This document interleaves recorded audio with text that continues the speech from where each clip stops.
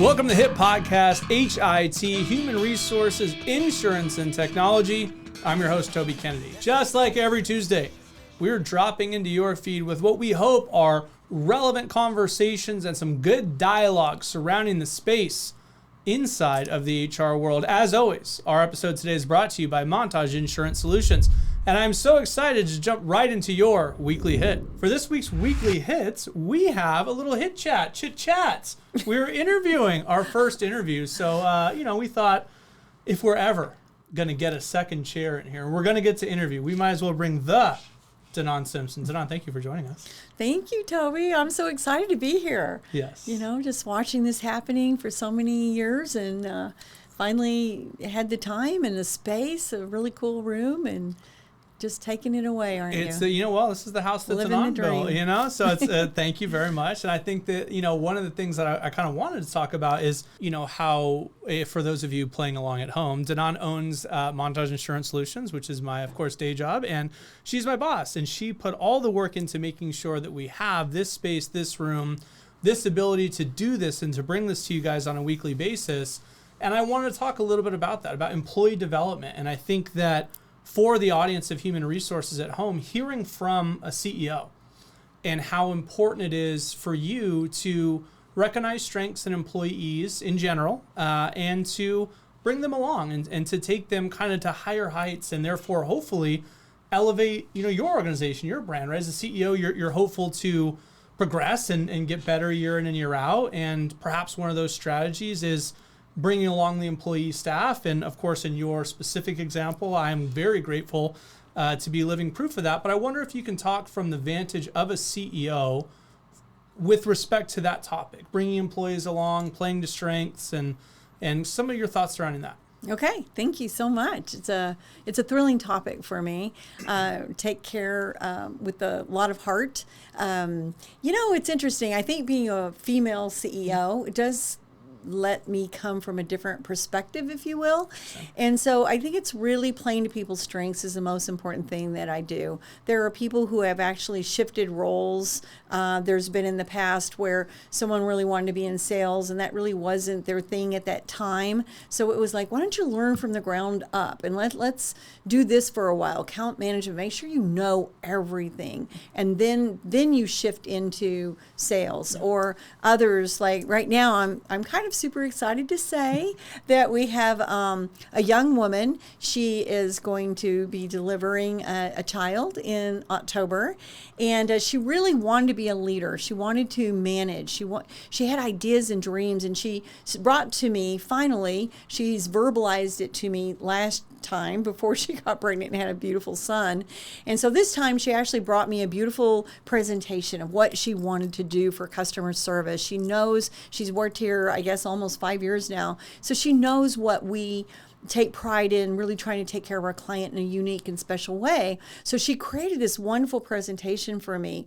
And then she found out she was pregnant. And so I thought, oh no, the same thing, could happen to her if I let it, but I'm not going to let it. So I kind of waited.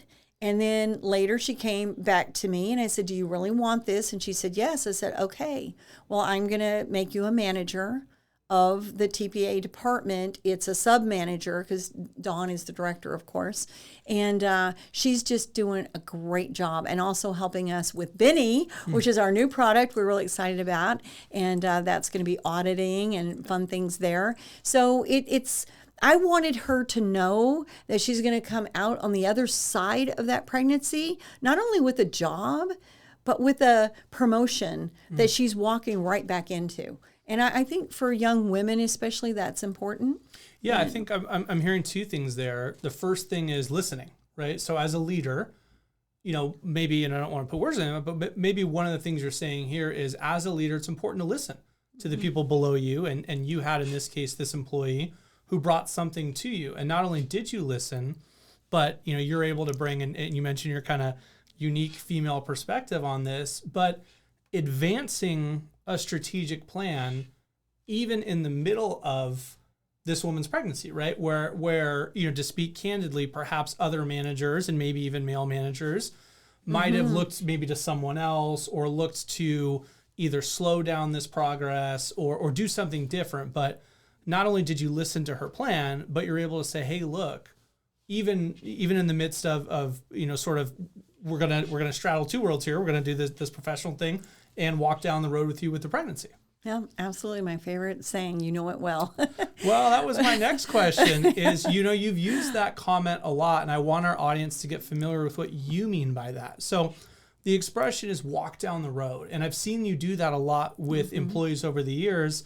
And I would love for our audience to be able to learn from what you mean by that. What do you mean when you say walk down the road with an employee? Walking down the road came from COVID, those years of, at first I was a tumbleweed and I was tumbling down the hill with everybody. That's what it felt like. And I'm sure the audience can relate, especially if you're in HR or in my role or your role as president. Sure. You care about people and it's compassion and empathy. There's just two distinct definitions. And I was a little more on the compassion side. I wasn't great at the empathy where I could set myself apart. So I felt like I was just getting too involved. So finally I decided to come up with a visual. So I decided walking down the road. I'm going to be with you side by side. I'm here if you need me. And, help you get through this, whatever it is. And we've all had to, I was amazed, even in our company, we're not the largest company in the world. We're a good mid-sized brokerage firm. And our employees, what all they had to go through in their life. You have to listen. You have to have empathy and care. So that's where it came from. Yeah, I love that. That dovetails me into another one of the expressions I've heard you say a lot, which is sort of like life hits, right? So you've got these employees and you just mentioned how you're walking down the road with them. But I if you can talk a little bit about when you put yourself in the shoes of a CEO and you've got deliverables and you've got clients and you've got, savings goals and profitability goals, but at the same time, I mean, your words, they're human beings and life hits, right? Mm-hmm.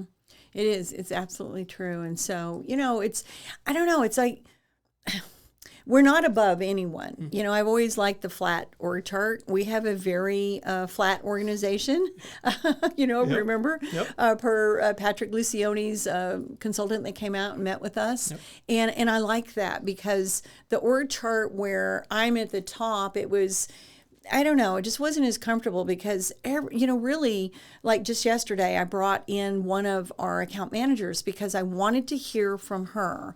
I was planning something for our wonderful anniversary, our 17-year anniversary, yep. 2 days, and our people who are out of state, as you know, in San Diego are coming in.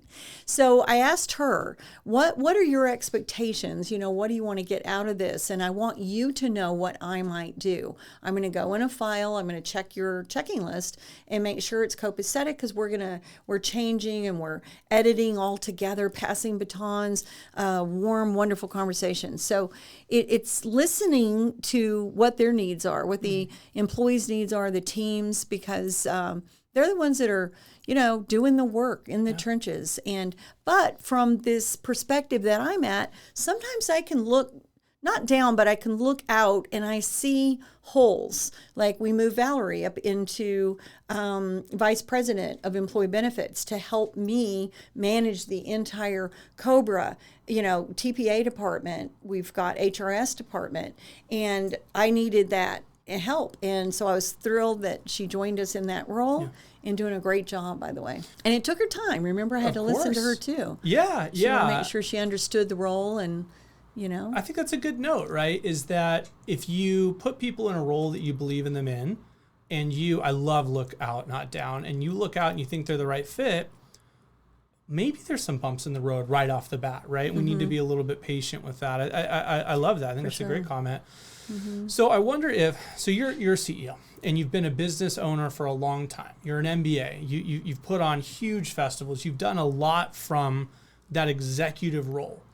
And I wonder if our audience in human resources, if from your vantage point, with your experience, what is something you would want to say to the HR manager out there listening that, maybe just wants to hear from you or has his or her own CEO, or what's the message you'd have for someone in that role?